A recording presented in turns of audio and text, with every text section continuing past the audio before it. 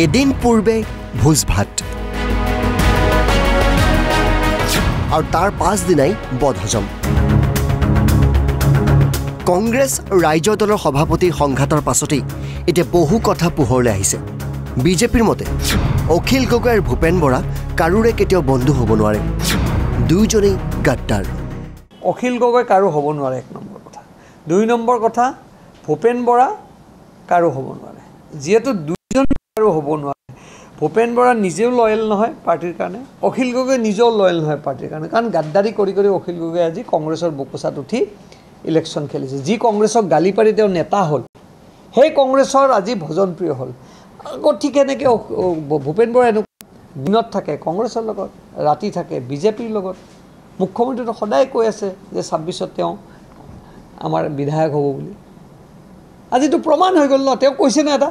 যে দুশ্মন হ'লে দুশ্মন হ'ব লাগে দোস্তি হ'লে দোস্তি হ'ব লাগে কিন্তু তেওঁ দোস্তিও নহয় দুশ্মনো নহয় কাৰণ তেওঁ সকলোতকৈ ডাঙৰ গাদ্দাৰ কংগ্ৰেছত তেওঁৱেই আজিৰ তাৰিখত কংগ্ৰেছ যদি হাৰে একমাত্ৰ তেওঁৰ কাৰণে হাৰিব কাৰণ যি ষ্ট্ৰেটেজি তেওঁ বনায় সেইটো মুখ্যমন্ত্ৰীৰ নিৰ্দেশ মতে বনায় ইপিনে অখিল গগৈয়ে কংগ্ৰেছ সম্পৰ্কে যিখিনি কথা ক'লে সেয়া সঁচা বুলি স্বীকাৰ কৰিলে আকৌ বদৰুদ্দিন নাজমলে কিন্তু ক'লে অখিলে মুখ্যমন্ত্ৰীৰ পৰা টকা লৈহে কথা কয় বোলে অখিল গগৈ যেটো কৈছে এইটো সঁচা কথা কোনো ডাঙৰ এমএলএ সকলে কংগ্ৰেছৰ সাথ দিয়া নাই নিজৰ ৱৰ্কাৰসকলে সাথ দিছে মই মোৰ ধুবুৰীত এইটো পাইছোঁ নগাঁৱত এইটো পাইছোঁ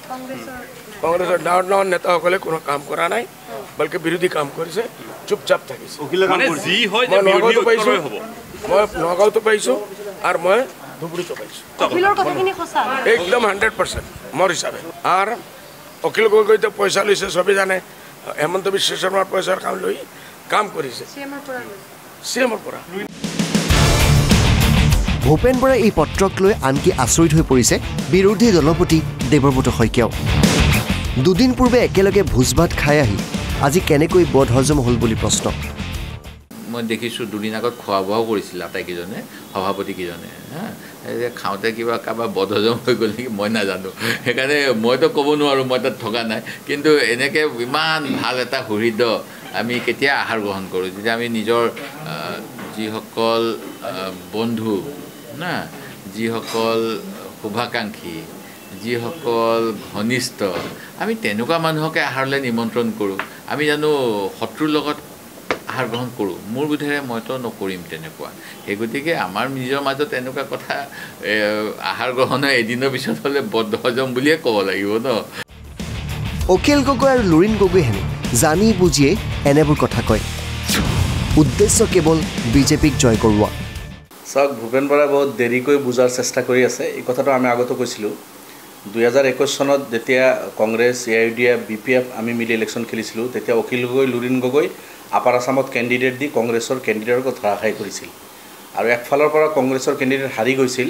2000 4000 5000 ভোটৰ ব্যৱধানত এইটো অখিল আৰু লুৰিণ গগৈৰ কাৰণে তেখেতসকলৰ কেণ্ডিডেট দিয়াৰ কাৰণে আৰু সেই যি সময়ত কংগ্ৰেছক প্ৰয়োজন আছিল অখিল গগৈ আৰু লুৰিণ গগৈ সেই সময়ত কিন্তু 2021ত অখিল গগৈ কংগ্ৰেছৰ লগ নিদিলে MP ইলেকশ্যনত অখিল গগৈৰতো সংগঠন বিশেষ একো নাই MP ইলেকশ্যনত কংগ্ৰেছে কৰিব লাগিছিল BPF UDF আৰু কংগ্ৰেছ মিলি অসমত যুঁজিলে 7-8খন আসন নিশ্চিতভাৱে পোৱাৰ সম্ভাৱনা আছিল কিন্তু হেতু অখিলে আহি আকৌ যি সময়ত অখিলৰ দৰকাৰ নাই লুৰিণ গগৈৰ দৰকাৰ নাই সেই সময়ত আহি কংগ্ৰেছৰ লগ দিলে আৰু আমি BPF আৰু UDFক কংগ্ৰেছে সাইড কৰি দিলে এতিয়া আকৌ ইলেকশ্যন গুচি গৈছে অহা 26ৰ ইলেকশ্যনত আকৌ 26ৰ ইলেকশ্যনত অখিল গগৈ আৰু লুৰিণ গগৈ এই দুইজন কংগ্ৰেছক লগ নিদিয়ে আৰু সেই ইংগিতটো অখিল গগৈ দি আছে অখিল গগৈ কংগ্ৰেছ বেয়া কংগ্ৰেছৰ কোনোবা কেণ্ডিডেট চাই ভোট দিছে কোনোবা দিয়া নাই কংগ্ৰেছৰ সংগঠন নাই সংগঠন দুৰ্বল এই কথা বাৰ্তাবিলাক অখিল গগৈ কৈ আছে এতিয়া ভূপেন বৰা বহুত দেৰিকৈ অখিল গগৈৰ পত্ৰ দিব লগা হৈছে 24 তাৰিখে ভূপেন বৰা ডাঙৰীয়াই পত্ৰ লিখিছে অখিল গগৈলৈ যে আপুনি এই সব কথা বাৰ্তা নক'ব তাৰ মানে কি অখিল গগৈ এতিয়া লুৰিণ গগৈ অখিল গগৈ তেখেতসকলে আকৌ দুটা শক্তি এক হৈ আপাৰ আছামত 26ৰ এছেম্বলি ইলেকশ্যনৰ আগত কংগ্ৰেছক আকৌ টাটা বাই বাই ক'ব আৰু কংগ্ৰেছৰ বিৰুদ্ধে একফালৰ পৰা বিজেপিক সহায় কৰাৰ কাৰণে অখিল গগৈ কেণ্ডিডেট দিব কাৰণ আমি আগতে কৈ আছিলোঁ অখিল গগৈতো হেমন্ত বিশ্বৰ ইংগিতত কাম কৰে এই কথাখিনি এতিয়া প্ৰশ্ন হ'ল ভূপেন বৰা ডাঙৰীয়াই বুজা নাছিল নেকি ইমান দিন বহুতে কয় ভূপেন বৰাও বুজিছিল, ভূপেন বৰা অখিল গগৈ চবৰ একেই উদ্দেশ্য আছিল হেমন্ত বিশ্বক সহায় কৰা।